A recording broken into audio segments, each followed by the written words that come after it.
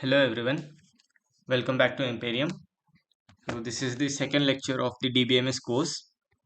So last time we saw how to download the MySQL workbench. Today I will show you some theory and then we will learn the query language of creating database, deleting database, and then creating table, deleting table, and how to retrieve the information that you have inserted in the table. So first we will see the theory.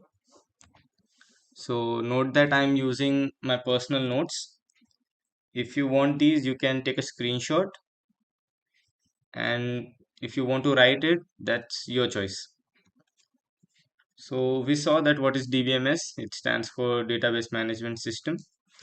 So it's a software that manages and organizes the data in a structured manner. So what is a database? A database is an organized collection of structured information or data typically stored in a computer system. So it's collection of data, and we can create different databases with different names and use them as we please. So these are the features of DBMS.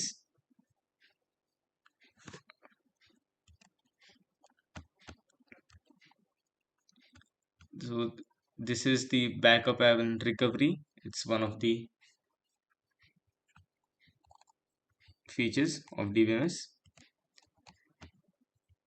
Now DBMS is classified in two types, that is RDBMS and NoSQL. So RDBMS has stands for Relational Database Management System. So in this we have tables, columns, rows, and then we have different types of keys and constants.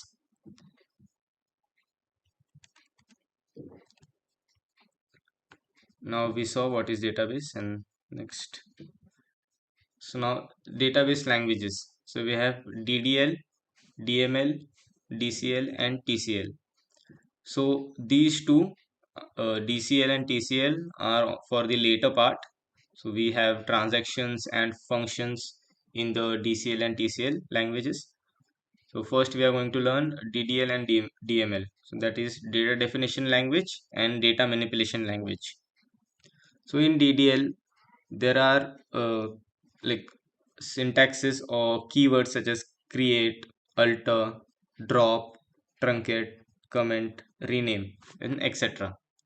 So these fall under data definition language, and in under data manipulation language we have insert, update, and etc. Those fall under data manipulation language. So now the select, insert, update, and delete, these fall under data manipulation language. So these two I won't take them for now. We will take a look at them later. And now DQL, this is the subgroup or subset of data manipulation language which has common command is such as select. So now these are the characteristics of DBMS. So it uses a digital repository established on a server to store and manage the information. So and the one of the important is the asset properties. So it contains asset properties which maintain data healthy state in case of failure. The asset property is the concept in DBMS which is necessary for maintaining data consistency, integrity, and reliability while performing transactions. So the transactions fall under the TCL, that is the transaction control language, in which the asset properties mean these are the this is the acronym. So ACID is the acronym for atomicity, consistency, isolation, and durability. So ACID stands for that. So we will look into that when we learn TCL. Let's go to next page. These are the advantages and disadvantages of DBMS. So please take screenshots on notes because this is important. Now we will look in data models. So relational data model. So this is this type of model design that data in the form of rows and columns within a table. So this is widely used, and we will like the create and the create table, query, alter table. It's used in this only. Will so as you see, we have table, we have student ID, student name, student age, and student class, and student section. So we create this table by using the create table query. I will show you the practical also in Workbench. First we will do the theory. So now this is second is the entity relationship data model. This shows the relationship of between two entities. So let's say we put here student, then it is taught by teacher, or we can put student goes to college. So the diamond box shows the relationship between the two entities, and the attributes mean the student ID and student name, like we have written in the above table. Those are the attributes for the entity. Then we have object based data model. This is basically the extension of ER model, which has functions and objects, which it has notations for that. And the objects are nothing but the data carrying its properties. Then the last is semi-structured data model. This type of data model is different from the other three models because the data semi-structured data model allows the data specification at places where the individual data items of the same type may have different attributes. So in simpler terms, a semi-structured data model means that not all data items are of the same type. So, and they do not have to follow a strict structure. For example, if you have record of several records of people, so in that some people might have their phone number included in that record, and some may not. Some may have their emails included. So this is the basic like idea of the semi-structured data model. So each record can have different details or attributes, if you may say, and that's okay in this model. So next, so these are now the type of entity, that is a weak entity, and entity that depends on another entity is called as weak entity. So let's say this is the example. So loan, so installment is dependent on loan. If you don't take a loan of something, you like don't need to pay installments. So that is how the example is. This is the box of representation. Then we have attributes. So the attribute is used to describe the property of an entity. Like I said, we have here, these are the attributes. So these give the like in detail information, we can say, like breakdown of a entity. So we can say it's an attribute. So if we take student, so what is the information breakdown of student? His ID, name, age, etc.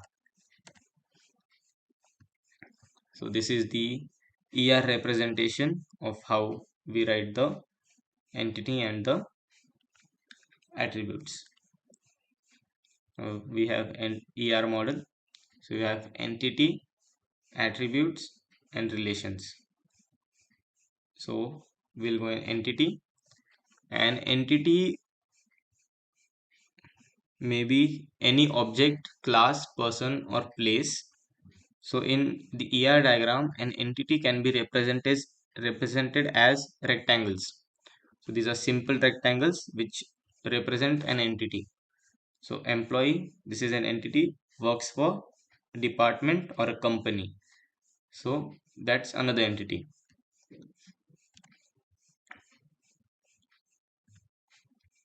So what is the ER diagram? The ER model stands for entity relationship model.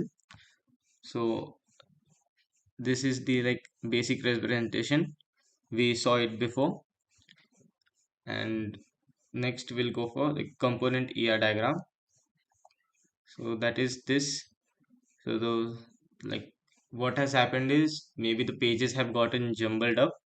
So that's why we have like uh, the pages have become front and back. So we can work with it. So no, it's no problem. So now we already saw weak entity and attributes. I will see this is the attributes. So first, key attribute. The key attribute is used to represent the main characteristics of an entity. So the key attribute is represented by an ellipse with the text underlined. So as in ID. So what is a key attribute? We can like say ID is like a key attribute. It is different for every student, but so is the phone number. But ID is like more important because we can like recognize someone with the ID. We don't learn the phone number so often. So in colleges we have IDs for that, so that we don't jumble up students. So ID is the key attribute in this ER model. Then we have composite attribute. The attribute that composed of many other attributes is known as a composite attribute. So for example, we have name. In name you have first name, middle name and last name. So this is a composite attribute. Other example can be the date of birth, which will have the day, the month and the year. So date of birth can also be a composite attribute. Then we have multi-valued attribute. An attribute can have more than one value. The double oval is used to represent multi-valued attribute. So as the phone number, so one person can have multiple phone numbers because they can own multiple SIM cards. So that this phone number falls under multi-valued attribute. Then derived attribute. An attribute that can be derived from other attribute is known as derived attribute. It can be represented by a dashed ellipse. So for example, a person age changes over time and can be derived from another attribute like the date of birth. So the age can be derived from the birth date. So basically age is dependent on the birth date, similar to the weak entity in which uh, uh, uh, an entity is dependent on another entity. So now relationship. A relationship is used to describe the relation between entities. So diamond or rhombus is used to represent the relationship. So this is the uh, drawing, or you can say, which is used to represent a relationship. First we have teacher, it's an entity. Student, it's another entity, and this is the relation. So what is the relation between teacher and student? Teacher teaches student. So this shows the relationship of the ER diagram, or the relationship between two entities. Now types of relationships are as follows. So we have four types, that is one to one, one to many to one and many to many. So first we'll see one to one relationship. So when only one instance of an entity is associated with the relationship, then it is known as one-to-one relationship.